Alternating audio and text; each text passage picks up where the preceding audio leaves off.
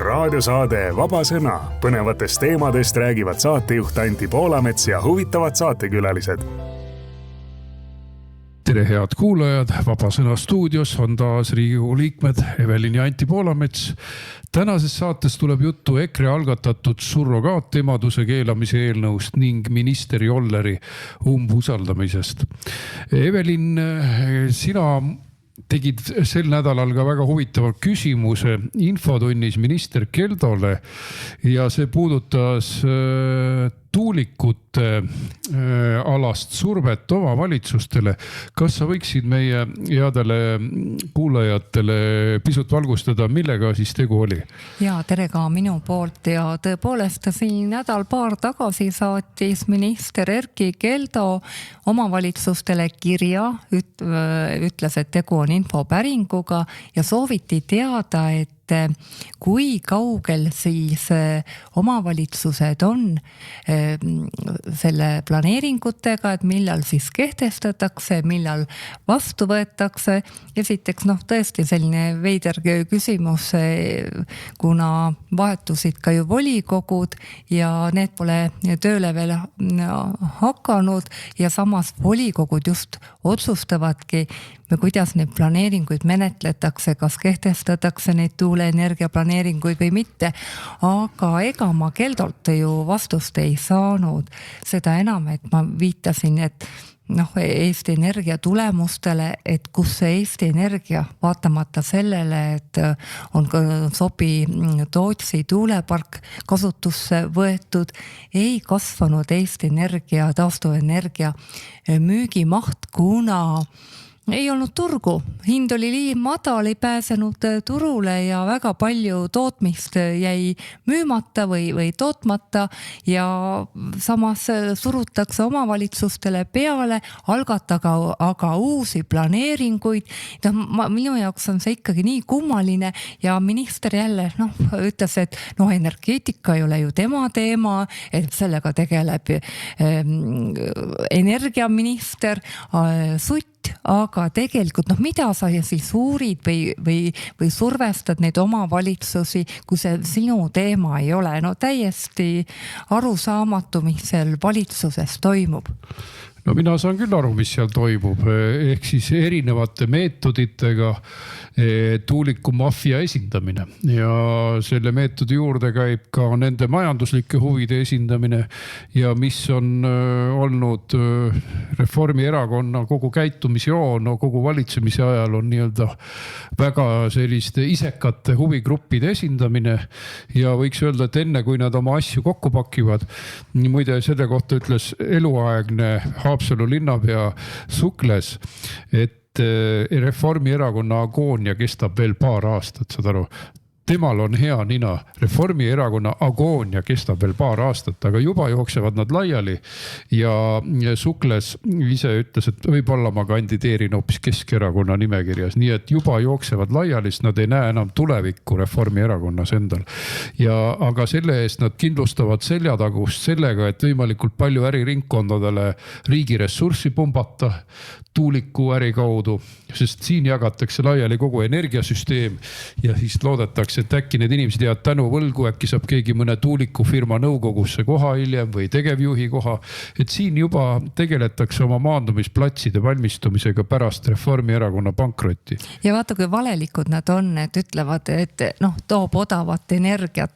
Odav energia võib ju tekkida sinna elektriarvel reale, et elektri hind on seal 2-3 senti kilovatt-tunni eest, aga sinna juurde tulevad ju igasugused nii-öelda lisahinnad nagu taastuvenergia tasu, nagu see reservvõimsuste tasu, siis sinna juurde veel sagedusreservi tasu ja võrguteenused, need kogu aeg, viimasel ajal, kui sa vaatad, et neid hindasid juba tõsteti ja nähtavasti tõstetakse veelgi. Ja läheme sellest teemast edasi järgmise juurde. Nimelt ma siis koostasin ja andsin üle esmaspäevasel istungil piiriülese asendusemaduse keelamise eelnõu. Ehk siis näitlikult kirjeldan seda olukorda siis nii, et seesama probleem, millest praegu ajendus eelnõu, oli seesama ERR-is isadepäeval näidatud kahe homoseksuaali ostetud lapsed, mida siis uhkelt ekraanil esitleti. Ehk siis see probleem on ennekõike selles, et ostetakse lapsi välismaalt. Eestis on juba praegu keelatud asendusemadus, mis on küll ilusa nimega asendusemadus. Surrogaatlus kirjeldab seda nagu Soodomat ja Gomorrat paremini. Aga need samad homod olid ostnud lapse Ameerikast, kus mõnes osariigis on see tegevus lubatud. Ja selleks, et lõpetada selline Eestis keelatud ja kuriteona käsitletava tegevuse jätkamine ülepiiriliste meetoditega, et ostame Indiast lapse või ostame kuskilt kaugelt lapse. Selle tõttu on vaja piirata ka välismaalt laste ostmist, kui mõni Eesti kodanik või Eesti elanik läheb seda tegema. Et väga levinud on ju naiste ärakasutamine Indias, kus on tohutult suur elanikkond, palju vaeseid inimesi. Ja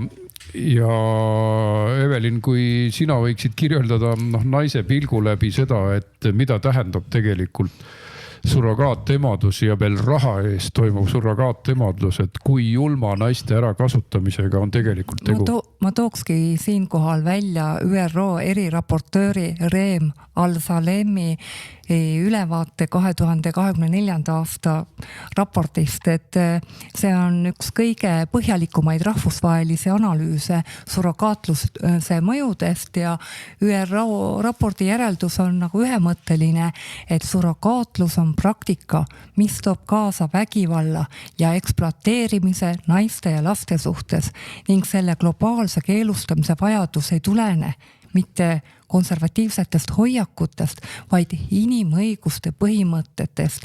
Ja ta toobki välja seal, et surrogaatlus muudab naise keha millekski, mida saab tellida, kontrollida ja kasutada.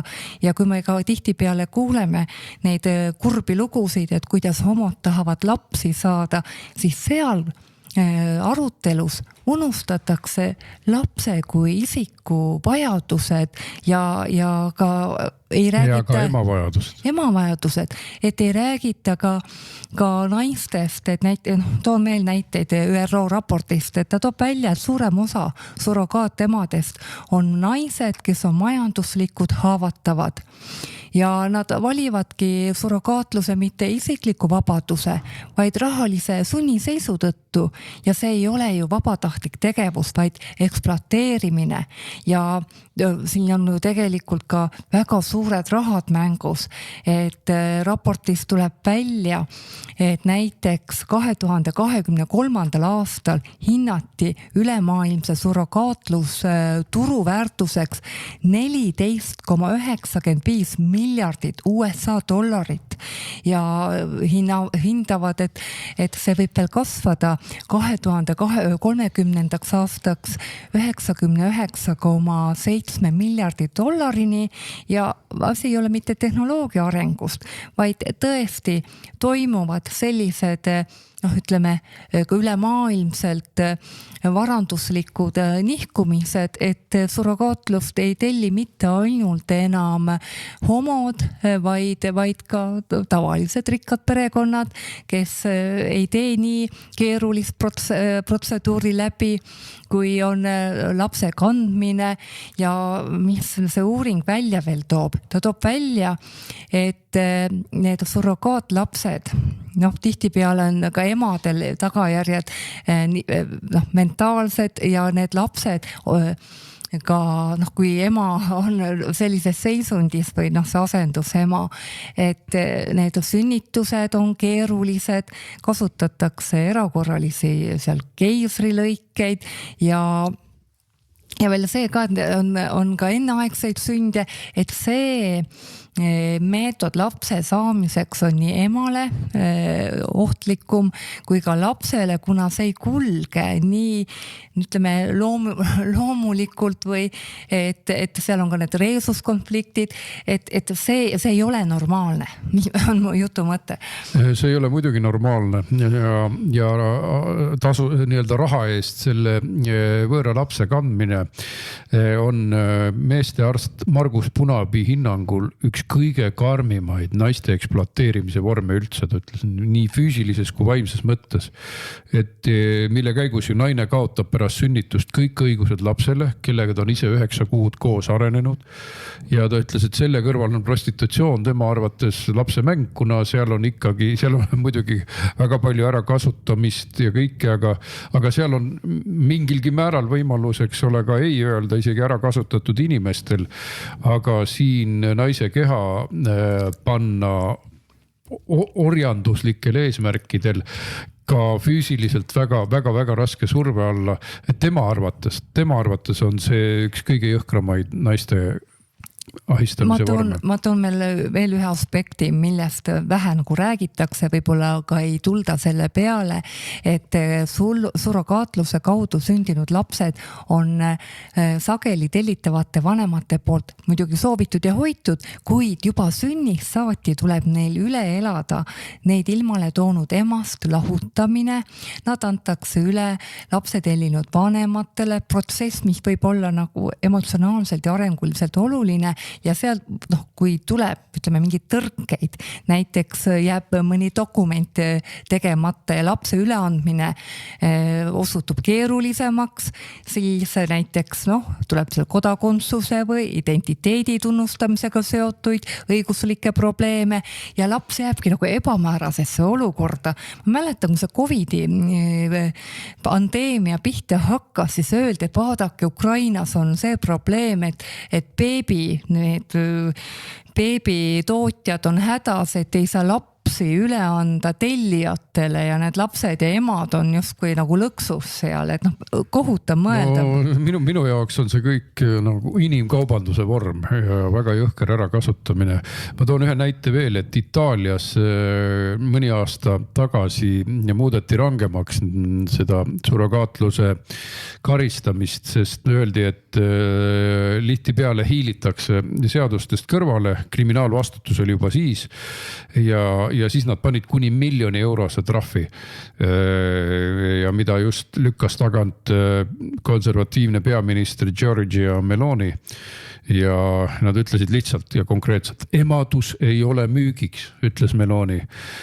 Emakas ei ole välja üürimiseks ja vaata, miks on see Reformierakonnale ülitähtis, miks on see muudele liberaalidele ülitähtis, sest see on see homomafia toetamine, see on nende värdideoloogiate toetamine, ehk siis lapsi võib osta. Vaat siis ei ole naiste kaitsest midagi, kui naise keha muudetakse ja lapsed muudetakse ostumüügi objektiks, see on jõhker inimkaubandus ja siis kaitseb Valdo Randpere muidugi hambad ristis seal ERR-is Anu Välbat, kes need Eesti seaduse mõistes kuriteo sooritanud homod ekraanile tõi just isade päeval, et mõnitada ikka nagu 10-kordselt kogu isadust ja isade päeva. Ma veel räägiks sellest jubedamast poolest, sest meile kogu aeg maalitakse nagu asendust, emadust nagu midagi romantilist, et mõtleme veel sellist olukorda, et kui näiteks rasedus katkeb ja siis nad ei saa need naised hüvitist, ei saa nad arstiabi ja ongi, et pärast peavad naised ka ise nagu need arved maksma ja see kõik on vastuolus inimväärikusega ja ma näen, et tegelikult meie tegime, EKRE tegi ettepaneku, et lõpetatakse ka see piiriülene surrogaatlus, et ega siis ei ole ju ainult ühe maa naised, need, kes nagu ütleme, peavad nagu taluma seda vägivalda või et noh, naised on ülemaailmsed, kõik ühtemoodi on ühed. Aga piiriülene ju vaata selles mõttes meil ei tohigi seda teha. Eestis ei tohigi surrogaatlusega tegeleda. Kui raha ees ära antakse laps ja üldse ära antakse laps, siis järelikult neid ostetaksegi mujalt. Ehk siis meile ainuke võimalus üldse see asi ära kaotada on piiriülene tegevus ära kaotada. Nad lähevad, toovad Indiast, homod tellivad Indiast lapse kataloogist, lappavad neid. Muide, ma panin oma koduleheküljele postituse, mis on päris elust, toimuvad homode lastelaadad. Kas pole võigas? Ja järgmine aasta on plaanis 4 laata, kus siis lapatakse kataloogides asendusemade ja laste ja doonorite ja kõige pilte ja siis käiakse suured summad välja, et siis neid ostma hakata. Et kui te guugeldate ja otsite, siis tõepoolest gay parents ja nii edasi sellise märksõna alt, et ma tahan teile kinnitada, et see asi on päris, et Brüsselis toimus üks selline laat. Et kas pole õudne aeg, kui inimkaubandus on üles reklaamitud ja mis eriti hull meie enda rahvusringhäälingus, meie enda raha eest. Evelin, aga ma lähen korra edasi. Ma tooks veel ühed numbrid veel, et noh, et see ei ole nii romantiline. Ma toon selle ÜRO raportist välja numbrid, kus näiteks uuringus osalenud naised, 35% surrogaatemadest tundis nagu raskusi vastusündinu loovutamisel, 39% negatiivseid üleelamisi seoses surrogaat-hemaks hakkamise otsusega ja umbes 33 ehk kolmandik naistest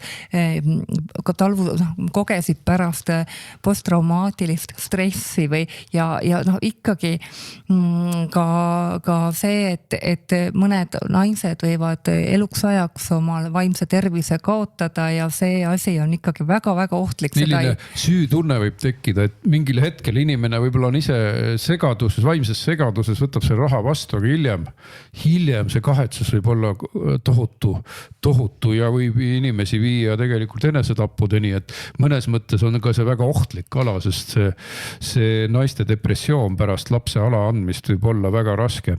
Aga korraks läheme selle juurde, et mis siis seal ERR-i nõukogus pärast toimus. Muidugi siis kogu see homokamarilja, kes meile surus jõuga peale kooseluseaduse ja samasooliste paaride nõndanimetatud abielu, siis see viskus nii EKRE vastu võitlema, kes tegi eelnõu ERR-i erastamiseks. Ma tahan rõhutada erastamiseks, mitte ärakaotamiseks, ehk siis ERR võiks pärast müüki jätkata suurema osaga oma sisust, aga ta võiks reklaami müüa seal ja siis me hoiame maksumaksjad 60 miljonit kokku ja meil lihtsalt ei ole minu meelest vara homoaktiviste seal lõputult üleval pidada rahva raha eest, et see ei ole aus. Ega seadust täitev organisatsioon, ma olen ERR-i nõukogus seda ise näinud, kuidas see lihtsalt ei täideta seadust.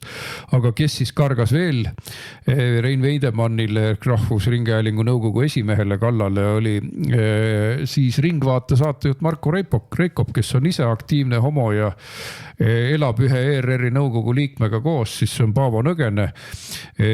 No, mõtle, millised seosed, eks.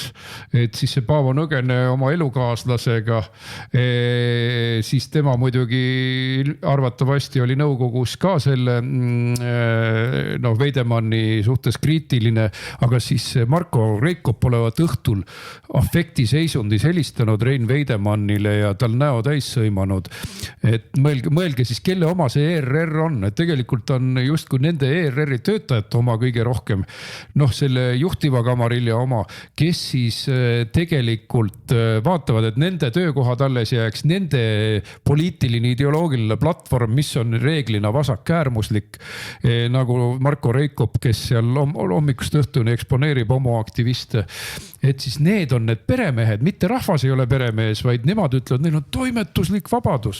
Ja ma siin jagan ka Priit Jõbemäe kogemusi, kes oli Rahvusringhäälingu nõukogu liige 2020. kuni 2022. aastal ja tema ütles ka seda sama, mida sina, et ERR-i nagu juhatusega nõukogu ei suuda sisuliselt juhtida, et reaalsus on see, et võim on ERR-is jagatud erinevate sisutootmise mammutüksuste vahel ja üks on kindlasti see mammutüksus on see Välba ja teine on Reikop, kes käivad ja ülbitsevad ja mis minu jaoks on veelgi kurioosne, kui me räägime sõnavabadusest, et Rein Veidemann julges midagi arvata, et valitsuse liikmed tulid ja hakkasid teda tsenseerima, öeldes niimoodi ei räägita, et kes olete teie, et kas sama hästi võite te öelda näiteks seal Postimehe peatoimetajale, et kuule nii ei räägita, et kes on valitsuse liige, kes tuleb ja ütleb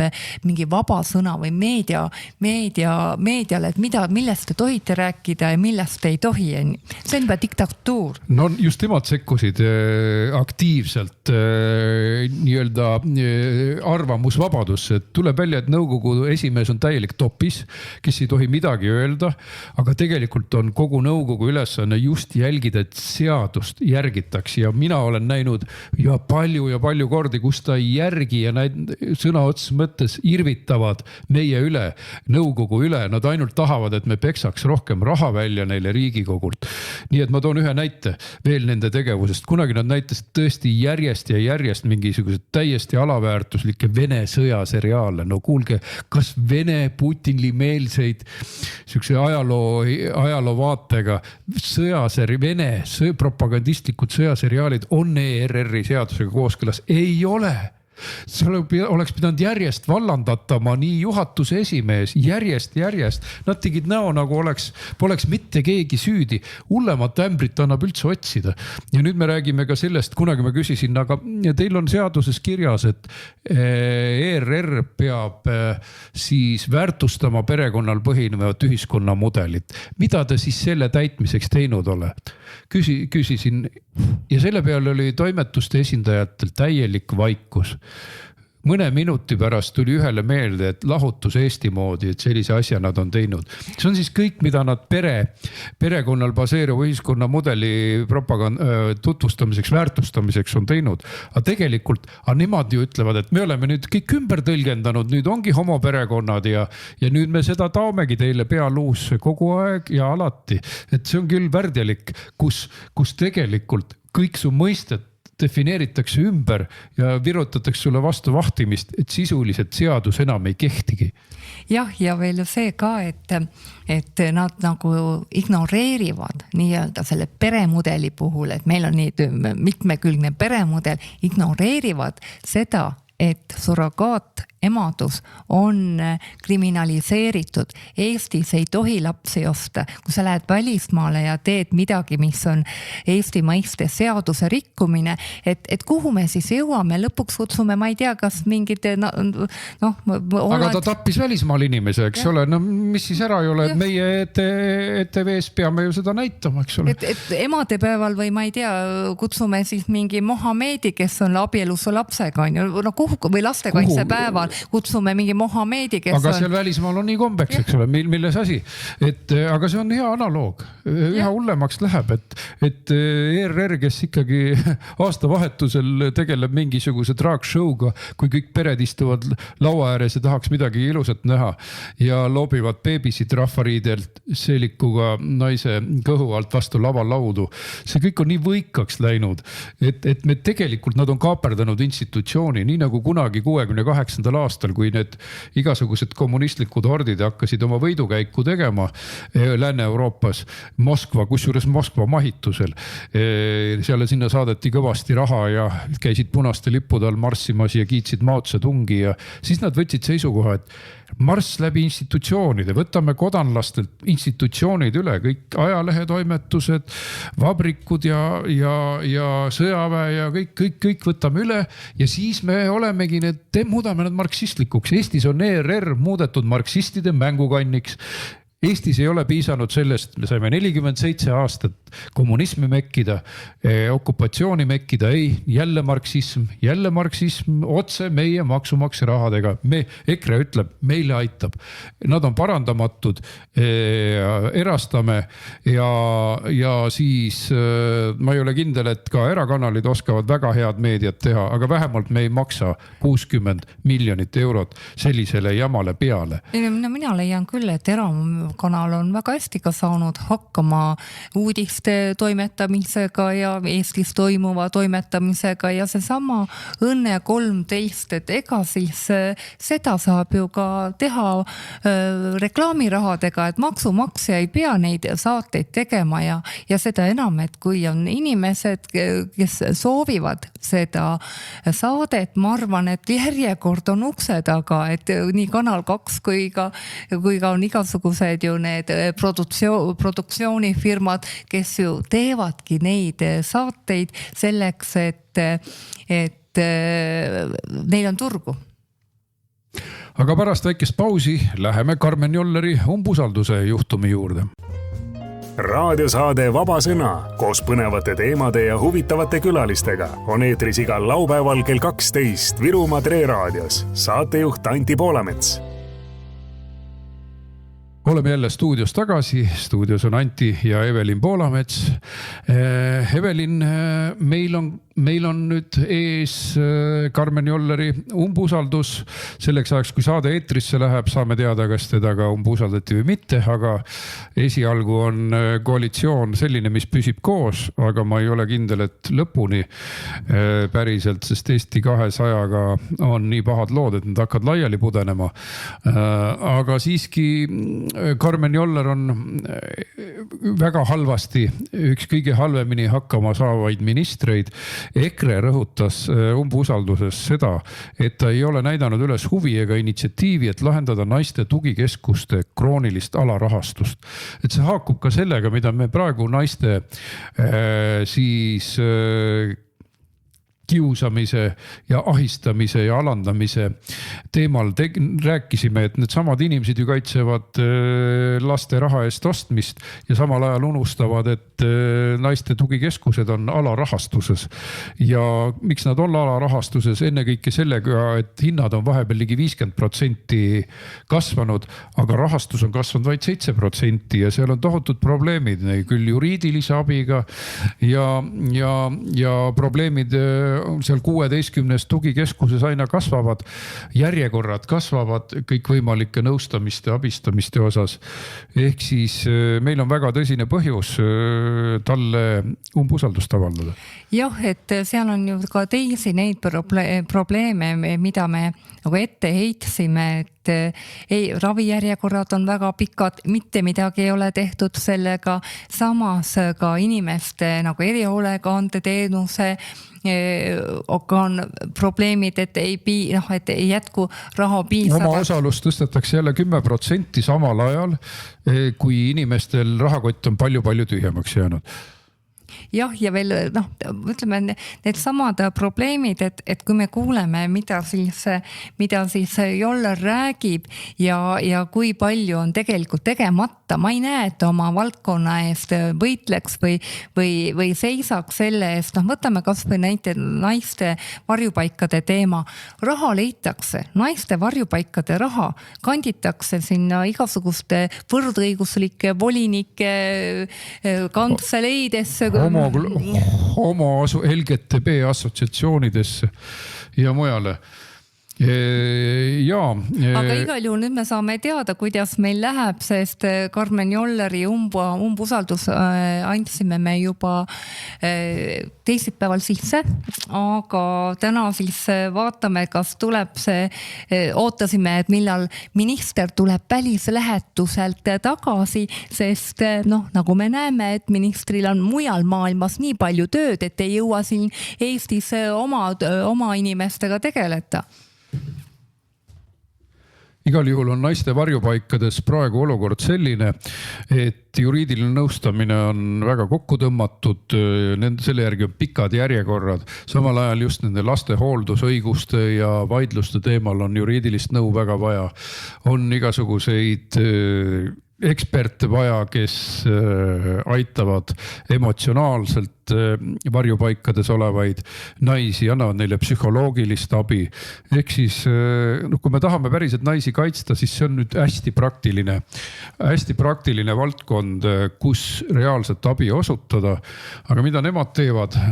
Samal ajal siis võitlevad Istanbuli konventsiooni eest, mis seadustab sotsiaalsete sugude olemasolu, ütlevad, et sood on kunstlikult konstrueeritud, neid võib olla 20, 150, võivad olla vulasoolised, võivad olla sootud nende arvates, et kogu see jaburus kahjustab tegelikult naiste tegelike õiguste kaitset ja Eestis on ju ometigi olemas kõik vahendid, et seaduslikud vahendid, et naiste siis vägivalla osas naisi kaitsta.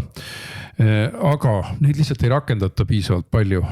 Valdkonnale ei anta piisavalt raha. Politsei vajaks palju rohkem töötajaid, et koduvägivallaga tegeleda. Nagu nägime, et see hirmus juhtum, kuidas koduvägivallatse, kes oli koguni oma naist pussitanud. Tema juures käidi nagu 10 kordi ja hoiti nagu pilpa peal. Samal ajal see inimene oli ju sellises staadiumis juba, et kui kedagi pussitatakse, siis ei saa enam tegelikult neid inimesi kokku lasta. See ei ole isegi selline, see on nii eluohtlik vägivald, et politsei ei oleks tohtinud neid inimesi kuidagi kokku lasta. See inimene oleks pidanud olema isoleeritud raviasutuses või vanglas. Aga siis anti võimalus seal Tartumaal tegelikult sellele metsistunud tegelasele veel tappa üks juhuslik inimene, kellele autoga otsa sõitis ja sai ka ise surma. Et see ongi näide sellise vägivalla spiraali keerukusest ja sellepärast vajab valdkond päriselt ja palju raha, siis on võimalik olukorda vähemalt kuidagigi majandada, et inimesed saavad kas või esmast abi ja ei pea kuskil järjekordades seisma. Ja muidugi palju teemasid, mis aitaks vägivalla vastu. Me peame alkoholi teemaga tegelema, uimastite teemaga, et paljud vägivalla juhtumid on just alkoholijoobes toime pandud, et riigil on väga palju teha kõige selle halva ärahoidmisel, et inimesed saaksid oma riiki usaldada. Aga Evelin, suur tänu sulle. Täna tõmbame otsad kokku. Te kuulake meid ikka igal laupäeval kell 12 Viru Tre raadios ja muidugi uutes uudistes, kus saate ka ise meie uudiseid edasi jagada, mille üle me oleme väga tänulikud. Kuulmiseni. Te kuulasite raadiosaadet Vaba Sõna. Järelkuulamine treraadio.ee ja uueduudised.ee.